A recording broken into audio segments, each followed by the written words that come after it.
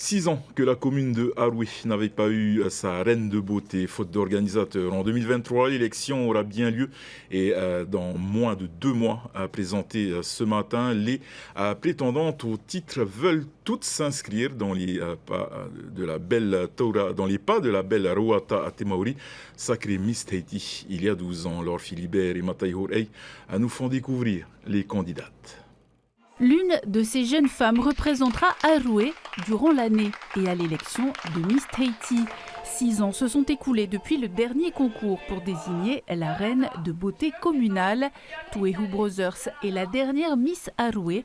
Elle a été élue en 2017. Je me disais, au bout de 6 ans, quand même, c'est dommage qu'on n'ait pas qu'il y ait une candidate comme ça à chaque fois qui va à Miss Tahiti. Et donc, pourquoi pas vraiment représenter la commune et d'être encouragée et d'avoir quand même la commune d'Haroué à Miss Tahiti, pourquoi pas. On a fait un casting et voilà, il s'est venu comme ça. Et après, bien sûr, sur Facebook, les réseaux sociaux, forcément. Hein.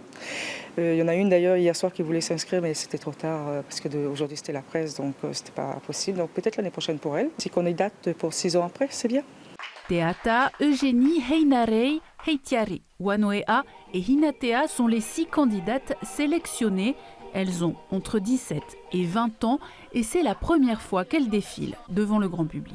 J'ai eu donc cette opportunité de participer à cette élection et je me suis dit que j'allais sauter sur l'occasion, que j'allais pas laisser ça passer. Je vois cela comme une expérience de vie qui va m'apporter de la confiance en moi parce qu'il faut s'exprimer devant un public et j'avais eu beaucoup de mal à le faire avant.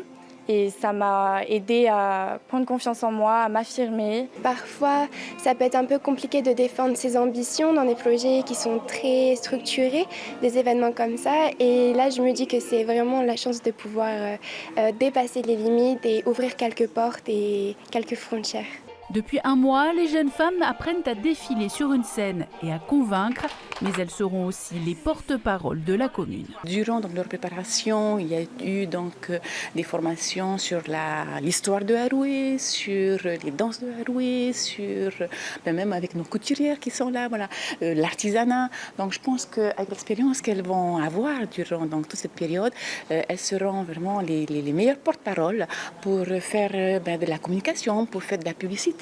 Pour tous ces artistes qu'il y a sur Haroué, elles sont elles-mêmes des artistes aussi. Donc, comme je le dis souvent, aujourd'hui, il est temps d'être la vie. Rendez-vous le 3 mars au gymnase de Haroué pour assister à l'élection. 4 passages sont prévus sur le thème de Tahiti d'antan.